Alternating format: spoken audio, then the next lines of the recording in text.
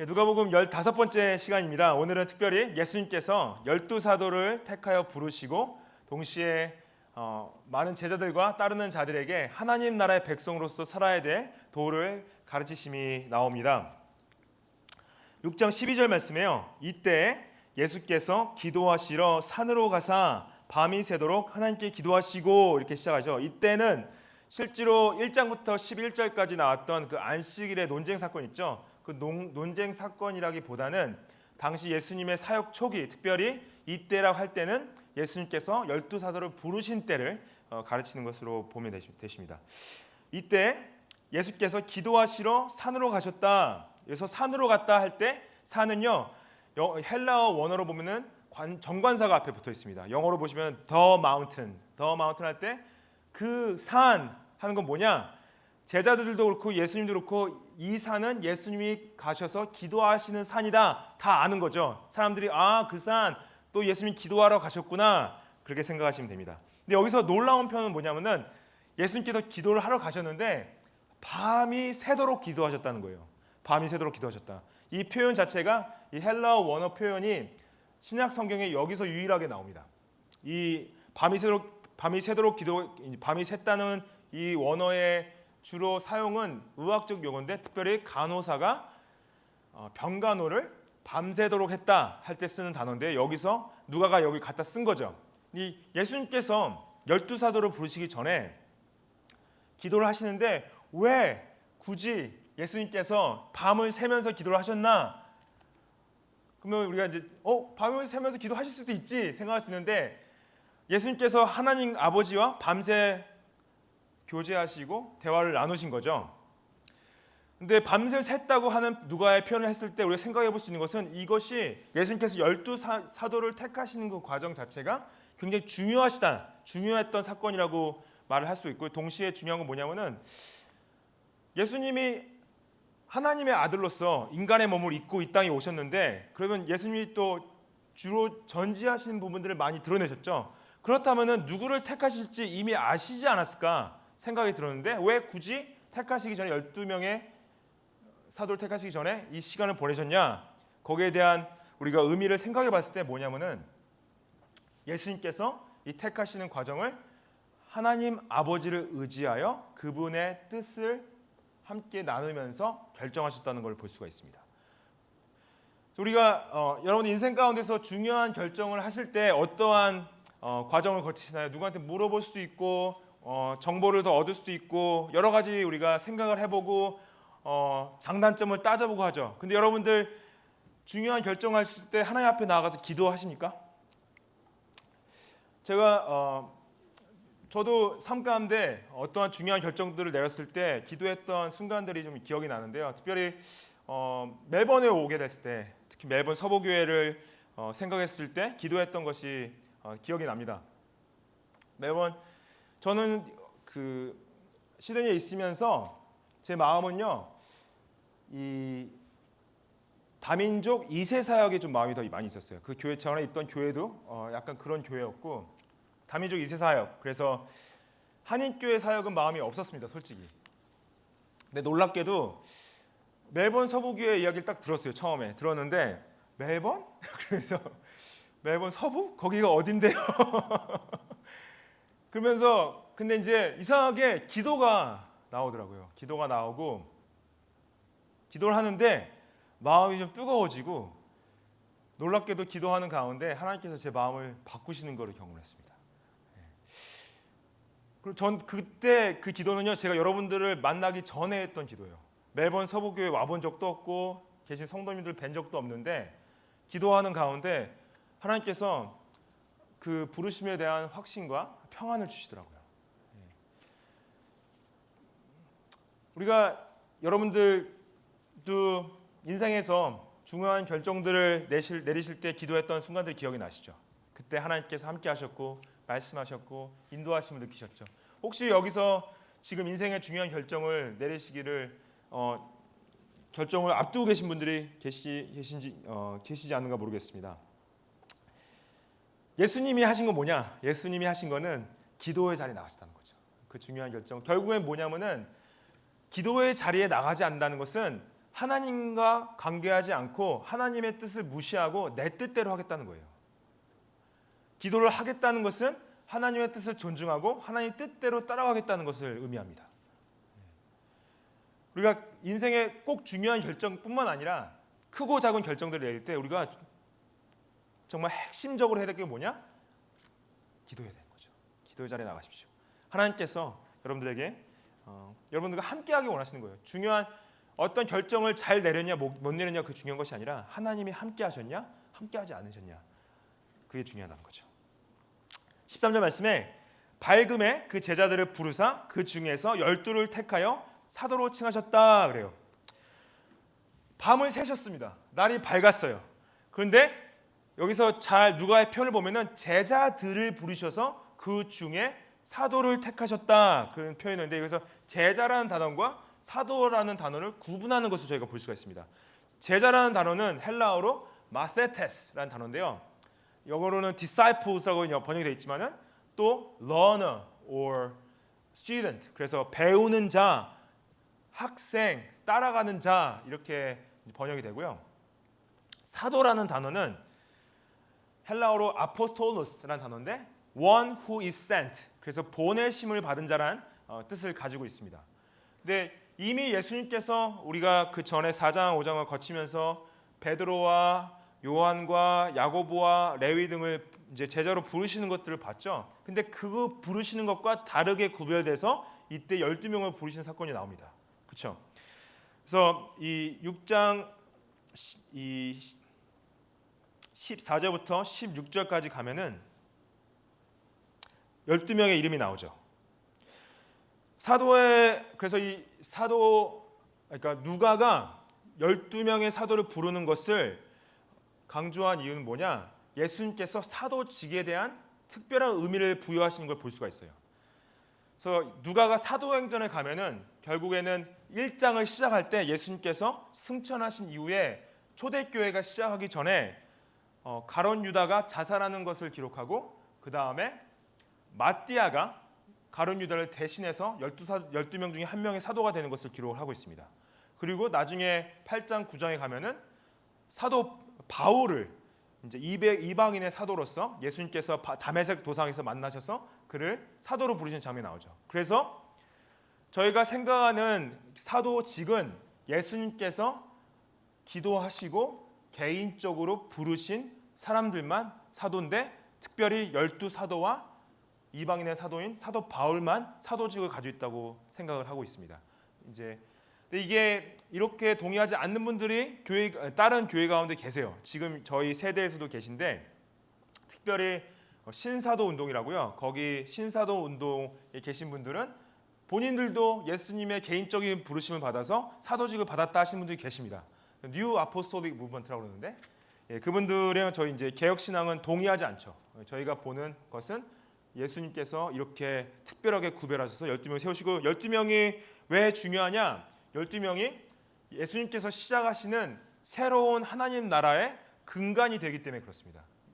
특별히 이 구약에서 하나님께서 이스라엘을 부르시고 12지파를 세우셨죠. 12지파를 부르셨듯이 12지파 족장을 세우셨듯이 12명의 사도를 통해서 교회를 시작하고 교회를 세워가시는 것을 드러내시기 때문에 12명이 가진 의미가 굉장히 중요한 거죠.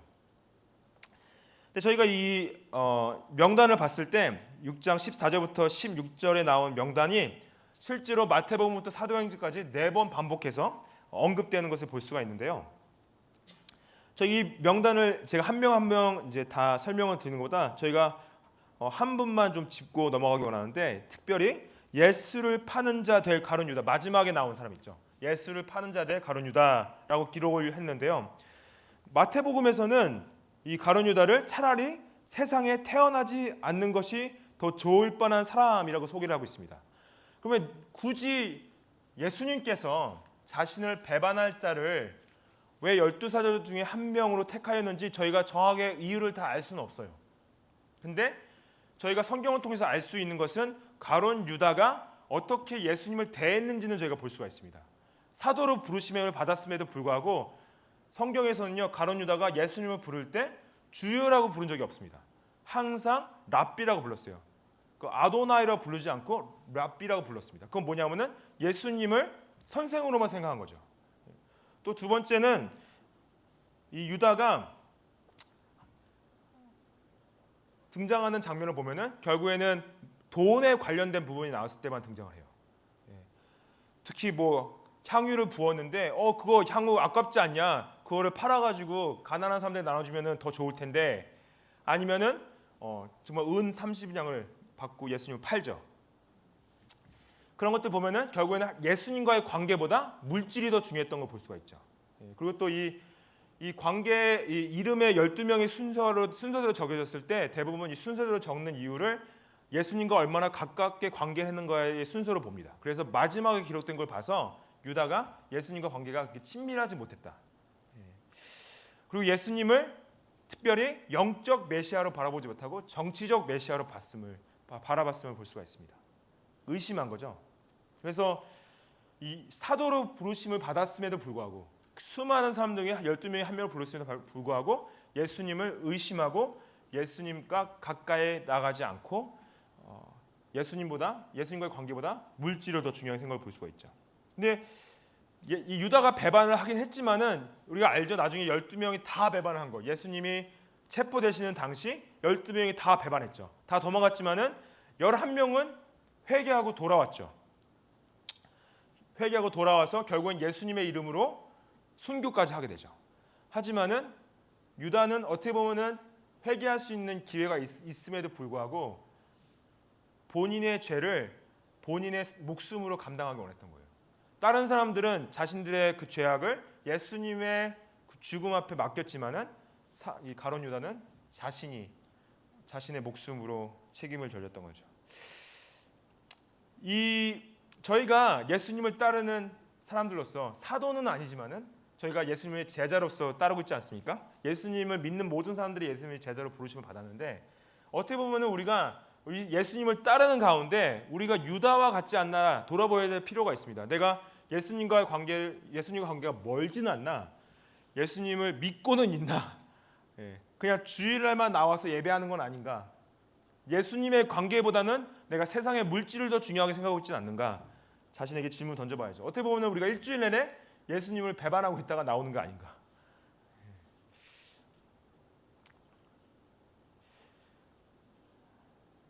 축복합니다. 예수님 배반하지 마시고 신실하게 따라가시길 축복합니다.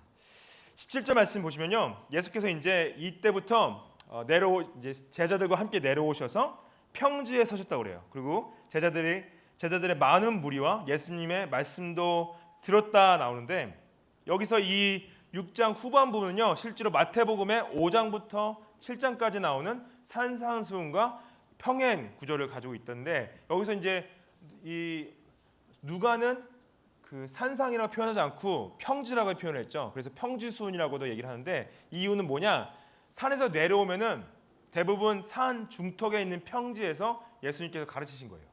그러니까 그냥 아예 경사가 없는 평지에서 가르치면은 사람들을 내려다보면서 가르칠 수가 없죠. 근데 언덕 중반에 평지가 있으면은 내려다보면서 가르칠 수가 있죠. 그러면 말씀을 선포하실 때 많은 무리가 다 들을 수 있기 좋은 환경이기 때문에 대부분의 학자들이 이것이 여기서 말하는 누가의 평지는 마태가 말했던 산상이랑 같은 장소로 보고 있습니다. 근데 어떤 분들은 또 예수님께서 이 같은 말씀을 여러 군데에서 전하신 경우도 있기 때문에 아마 마태와 누가가 이 다른 장소에서 다른 시간대 말씀하신 게 아닌가 생각하는 분도 계신데, 둘 중에 어느 견해를 취해도 상관은 없습니다. 왜냐하면 당시에 어떤 분들이 이제 말씀을 증거하실 때 같은 말씀을 뭐 멜번에서 전하시고 또 같은 말씀을 시드니 가서 전하시고 그런 거랑 비슷하게 생각하시면 돼요. 근데 이제 똑같은 내용이 아니라 비슷한 내용을 아는 것도 있죠. 근데 저희가 보는 거는 이제 어찌됐든 이 예수님께서 말씀하신 내용 자체의 정신은 마태와 누가가 똑같다 보는 거죠. 당시 이제 이 예수님 말씀을 듣고 병고침을 받으려고 유대 사방과 예루살렘과 두로와 시돈의 해안에서 온 많은 백성들이 있더라. 당시 이 유대 사방과 예루살렘은 유대인들이 주로 있던 곳이고, 두로와 시돈은 이방인들이 주로 있던 곳입니다. 예수님께서 갈릴리 사역 때 특별히 두로와 시돈을 방문하셨고, 사도 바울도 선교차 이 두로와 시돈을 방문하게 되는데요. 특별히 예수님에 대한 기대가 매우 컸고 많은 사람들이 예수님을 따랐다는 것을 표현하고 있죠. 근데 여기서 누가가 반복적으로 표현하는 것이 있습니다. 더러운 귀신에게 고난받은 자들도 고침을 받은지라. 그래서 예수님께서 고치실 때 특별히 육신의 질병뿐만 아니라 이 귀신을 쫓아내는 것, 특별히 하나님의 나라가 임함에 있어서 악한 영적 권세를 몰아내시는 것을 하심을 통해 자신이 이제 선포하신 말씀에 대한 권위를 세우셨습니다. 그리고 19절 말씀 보면은 온 무리가 예수를 만지려고 힘쓰니 이는 능력이 예수께로부터 나와서 모든 사람을 낫게 했다. 그래서 실제로 나중에 누가복음 8장에 가면은 12해 동안 혈루증을 앓던 피를 흘렸던 여인이 예수님을 만지죠. 그래서 예수님의 능력이 나가서 12회 동안 고통받았던 혈루증을 치유받게 되죠. 그래서 예수님께서 하시는 건 뭐냐? 예수님께서 영적인 문제뿐만 아니라 육적인 문제까지 해결해 주시는 전인격적인 구원자 되신다 말씀하시는 거죠. 이 마태와 이제 누가복음 6장 49절까지 마지막까지 예수님께서 이제 이 평지순, 산상순을 하시는데 마태는 아까도 말씀드렸지만은 3장에 걸쳐 자세하게 말하지만은 누가는 좀 짧게 말하는 가운데 있어서요. 특별히 마태는 8복을 얘기했습니다.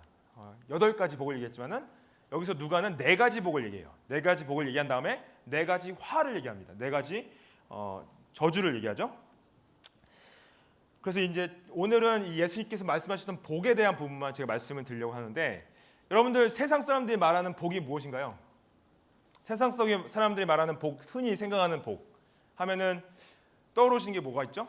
세상 사람이 말하는 복은 물질적인 풍요를 얘기하는 거죠. 돈이 많은 거, 큰 집, 좋은 차 그런 게 복이라고 생각하지 않습니까? 아니면은 정말 높은 자리에 올라가는 권세, 그리고 이게 뭐 능력이 많다든지 재력이 많다든지 지식이 많다든지 이런 것들을 복으로 생각하지 않나요? 저만 그렇게 생각하나요? 아니면은 건강하면 복 받았다 생각하죠. 그래서 이러한 세상 사람들이 생각하는 복이 있고 여러분들은 그럼 복을 어떻게 생각하십니까? 여러분들 생각하는 복 그거가 다르시죠? 같나요? 비슷한가요? 근데 지금 예수님께서 말씀하신 복이요, 좀 세상 사람들이 생각하는 복과 굉장히 많은 차이가 있습니다. 큰 괴리감을 느끼실 수 있어요. 이게 정말 예수님 말씀하신 복이라고? 그럼 나 별로 받고 싶지 않은데 그 생각 들으실 정도로 굉장히 좀 의외일 수 있습니다. 첫 번째, 예수님 누가복음 6장 20절에 이렇게 말해요. 예수께서 눈을 들어 제자들을 보시고 이르시되 너희 가난한 자는 복이 있다. 하나님 나라가 너희 것이다 그래요. Blessed are you who are poor, for yours is the kingdom of God. 가난한 자가 복이 있대요. 우리 생각은 좀 부자여야지 복이 있는 게 아닌가. 근데 가난한 자, 여기서 가난한 것은 물질적인 풍요보다는 영적인 가난을 말합니다. 특별히 마태복음을 보면 이렇게 표현해. 마태복음 5장 3절에 심령이 가난한 자는 복이 있다. 천국이 그들의 것이다 그래. Blessed are the poor in spirit. 가난한 자. 그래서 여러분들 그 심령이 가난한 건 무슨 말을 할까요? 심령이 가난한 건 무슨 의미인가? 심령이 가난하다는 것은 나에게 의지할 곳이 하나님밖에 없다는 거예요. 내게 의지할 곳이 하나님밖에 없다. 단순하게 생각. 여러분들 혹시 은행 구자에 돈이 한 푼도 없어 보신 적 있으십니까? 몇 분이 끄덕끄덕 하시네요. 아니면 구자에 마이너스가 된 적이 있다. 아마 당해본 사람은 아실 거예요, 그렇죠? 그러면은 정말로 정말 의지할 데가 없을 것 같아요. 정말로 없어 보면은 진짜. 근데 이게 심령이 가난한 건 뭐냐면은 내가 정말로 내 영적인 은행에 잔고가 아무것도 없어서 하나님밖에 의지할 수밖에 없다는 거예요. 하나님밖에 의지할 수밖에 없다. 그래서 전적으로 하나님을 의지하는 자는 그 사람은 하나님 나라가 그의 것이라고 말씀하십니다. 두 번째 복은 뭐냐면요. 잘 보십시오. 지금 줄인 자가 복이 있대요. Blessed are you who are hungry now. 네? 배불러야지 복 받는 거 아닙니까? 여기서 말하는 이제 줄인 것은 물론 먹는 음식이 아니라 영적인 것을 말하는데요. 특별히 마태복음 5장 6절에 평행구절 보시면은 이 마태의 네 번째 복, 이렇게 표현되어 있습니다. 의에 줄이고 목마른 자. 의에 줄이고 목마른 자. Blessed are those who are hunger and thirst for righteousness. 여기서 배고픔은 어떤 배고픔이냐? 하나님의 의의 배고픔, 하나님의 뜻의 배고픔, 하나님의 나라에 대한 배고픔, 하나님의 예수 그리스도의 그 사랑에 대한 배고픔을 말합니다. 그게 그 사람들이 배부름을 얻을 것이래요. 그래서 자신의 의가 아닌 예수 그리스도의 의를 향한 배고픔이 있어야 된다. 그리고 세 번째 복은 어떤 복이냐면요. 세 번째 복은 우는 자가 복이 있대요. 우는 자가 웃게 될 것이라 말씀하시는데 Those blessed are those who weep now. 그러세요. 근데 이 마태복음에 두 번째 복 하시죠. 마태복음 8복 중에 두 번째 복. 마태복음 5장 4절에 애통하는 자는 복이 있나니 그들이 위로를 받을 것이다 그래요. Blessed are those who mourn. 여기서 운다, 슬퍼한다. 왜 슬퍼하냐? 자신의 죄 때문에 애통하고 슬퍼하는 자예요. 그래서 내가 내 죄를 받아봤을 때 너무 슬픈 거예요. 너무 슬픈 거. 그래서 예수님 말씀에서 말씀하시는 복은 너희 자신의 죄를 알고 그 죄 때문에 우는 자들이여 너희들은 복이 있다 말씀하시는 거죠. 그리고 누가가 말하는 네 번째 복은 6장 22절에 있습니다. 인자로 말미암아 사람들이 너희를 미워하며 멀리하고 욕하고 너희 이름을 악하다 하여 버릴 때에는 너에게 복이 있다. Blessed are you when people hate you and when they exclude you and revile you and spurn your name as evil on account of the Son of Man. 예수님 때문에 미움받고 핍박받고 버림받고 악하다고 할 때, 이거는 특별히 누가가 나중에 사도행전에서 사도들이 당할 일들에 대해서 예언적으로 말씀하시는 건데요. 마태는 일곱 번째 복으로 말했습니다. 일곱 번째 복으로 마태복음 5장 10절에 의를 위하여 박해를 받는 자는 복이 있다. 여기 누가는 인자의 이름으로 인하여, 마태는 의를, 예수님이 의라는 거죠. 예수님으로 인하여 박해받는 자는 복이 있다. 그래서 6장 23절에 보면은 그날에 기뻐하고 뛰놀라 하늘에서 너희 상이 크다 그래요. 그날이 언제냐? 여기서 말하는 그날은 예수님이 다시 오실 재림의 날이 아닙니다. 여기서 말하는 그날은요, 예수님의 사도들과 제자들이 예수님의 이름으로 인하여 버림받고 미움받고 핍박당하고 악하다 할 때 기뻐하고 뛰놀라. 그래서 결국에는 나중에 사도행전에 가면은 사도들이 얻어맞고 침뱉음 당하고 감옥에 갇히고 했을 때 이 사람들이 정신 나갔죠. 막 좋아해, 기뻐해, 찬양해, 행복해해. 와, 내가 예수님으로 인해서 이러한 고난을 당하다니 너무나 영광스럽다. 여러분들, 예수님이 말씀하신 네 가지 복 지금 들으셨습니까? 네.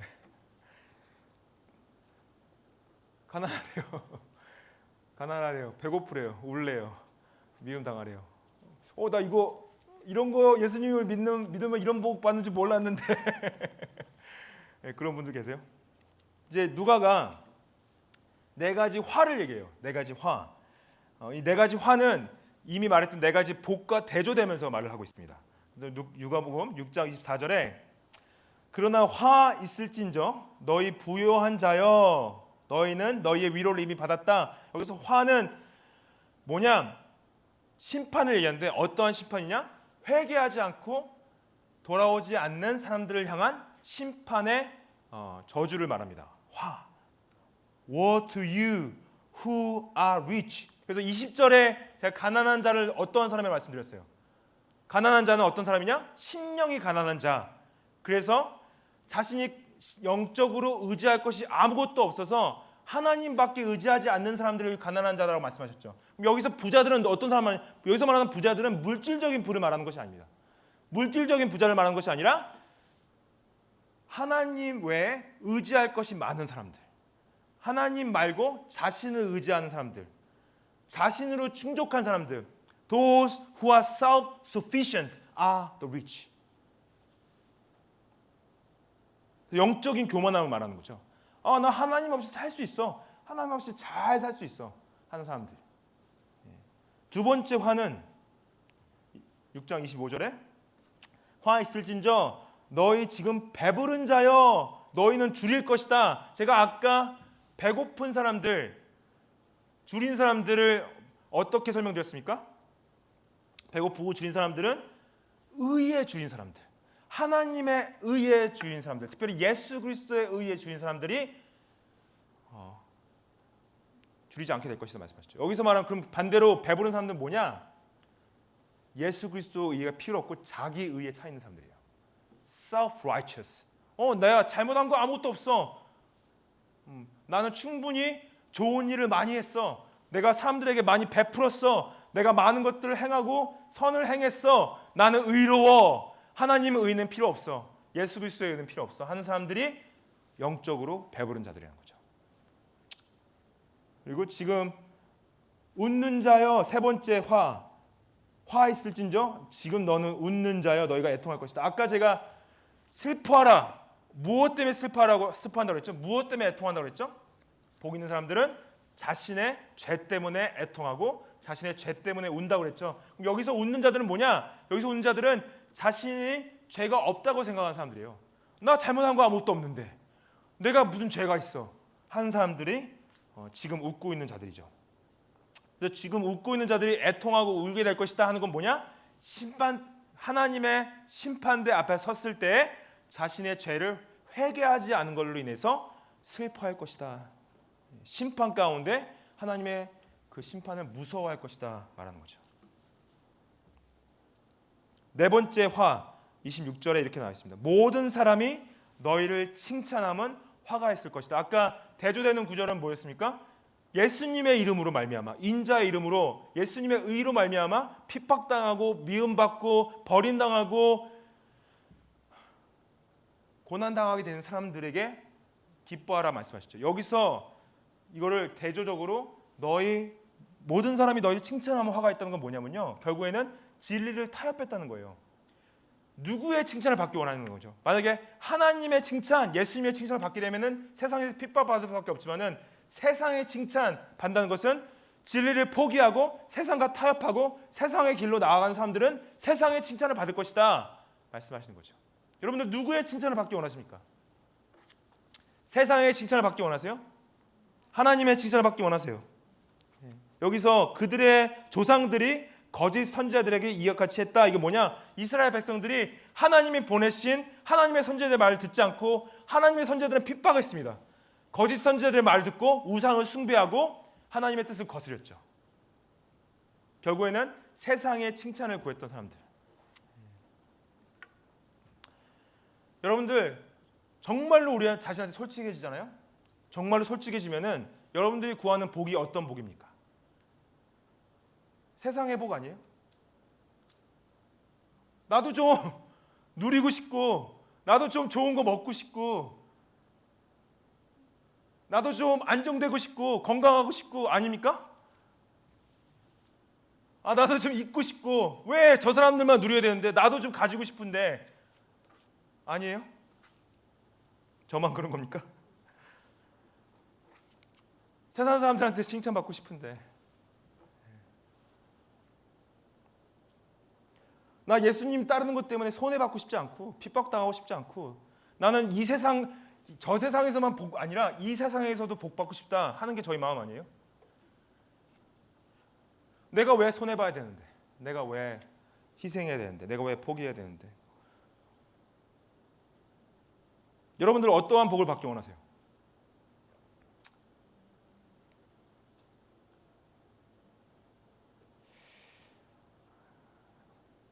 제가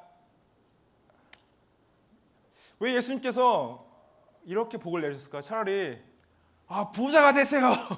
건강하세요. 성공하세요. 복 받으세요 하면은 사람들이 더 몰려와서 예수님 믿지 않았을까? 그럼 좀 그래서 그렇게 예수 그리스도의 메시지를 바꿔서 선포하는 것이 기복 신앙이고 기복이라고 말을 하죠. Prosperity Gospel. 제가 여러분들 이 말씀을 예수님이 하신 말씀으로 여러분들의 축복을 드리려고 합니다. 좀 어색할 수 있어요. 이상하게 들릴 수 있습니다. 근데 제가 예수님이 이렇게 축복하셨기 때문에 제가 여러분들 축복합니다. 여러분들 가난하십시오. 가난하십시오. 심령에 가난하십시오.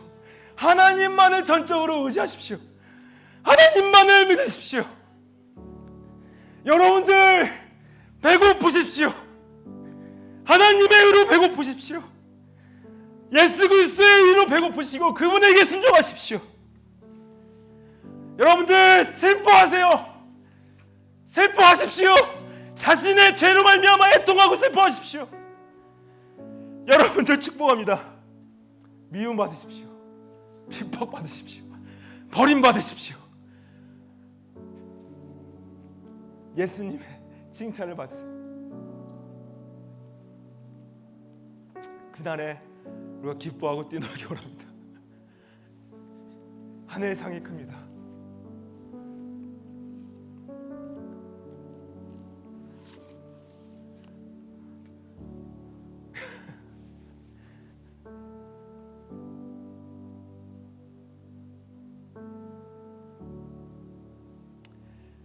같이 좀 기도하는 시간을 가질 텐데 우리 먼저 좀 찬양하고 나서